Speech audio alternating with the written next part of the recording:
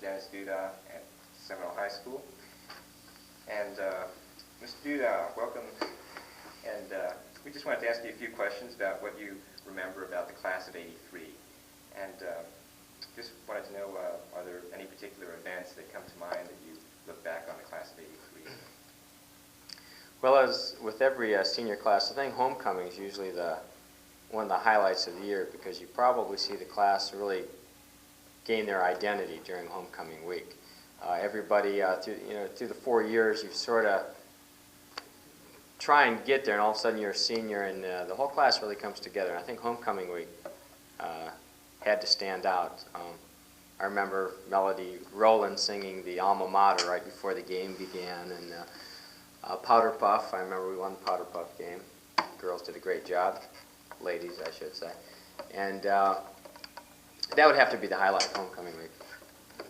And do you ever get to see from time to time, maybe if some of the students come back to visit, or you see them around town?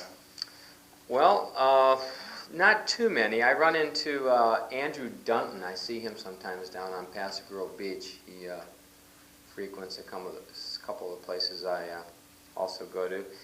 I play softball occasionally against Jim Giesler out at St. Pete Beach. Other than that, I really don't run into people. Mainly because I don't live in this neighborhood, so that's probably the reason for that. Okay. What about some of the younger brothers and sisters of the class of '83? You get to see many of them around school? Sometimes the name, it doesn't strike me until I maybe look back in the yearbook sometime and notice it.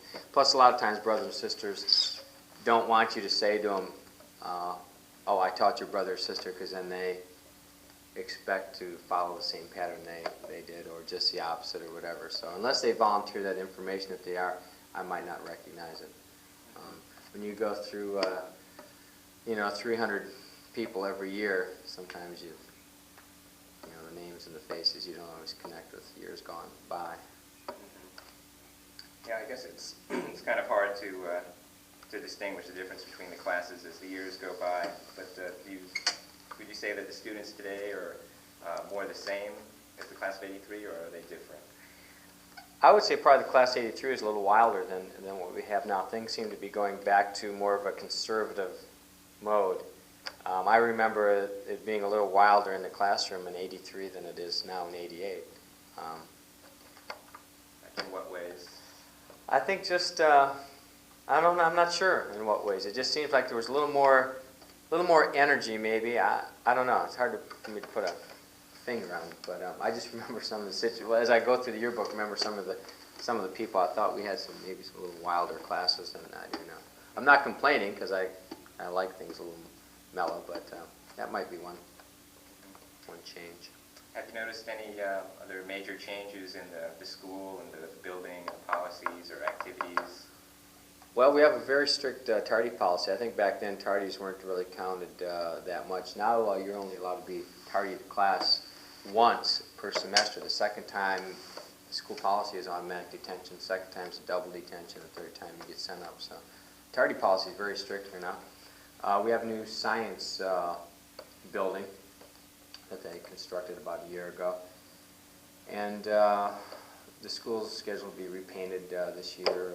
New roof's going to be put on in this building. In fact, those of you who had sociology remember always, whenever it rained, we had buckets around the room to catch the water dripping down. So hopefully that'll be a change for the better. Any new, any new activities going on, new groups in the school, or perhaps new traditions that have started?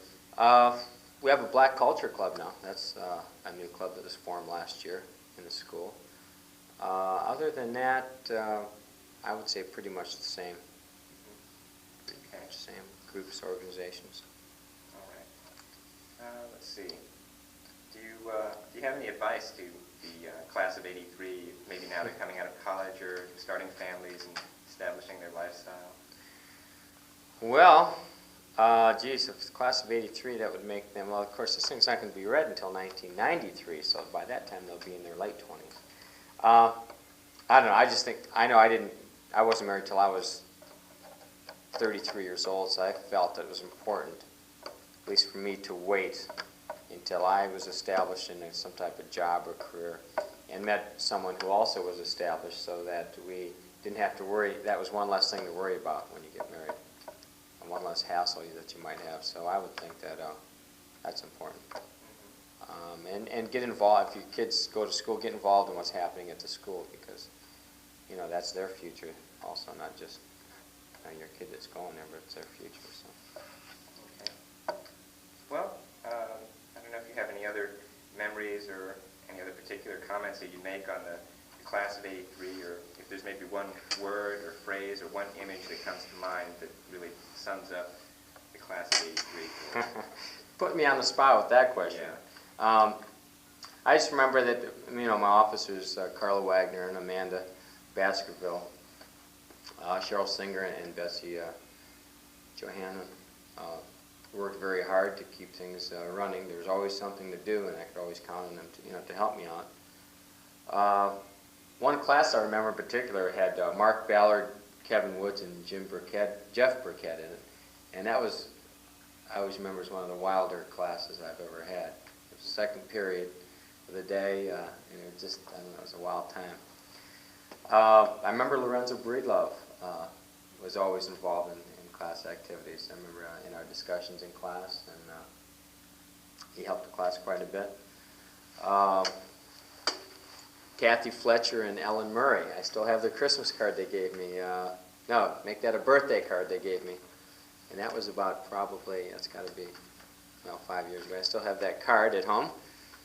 I don't know. You flash on things from time to time.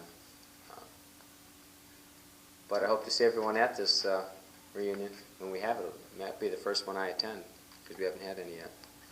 Okay, well, thank you very much for talking with us. Thank you very much for the opportunity to say hi to everyone.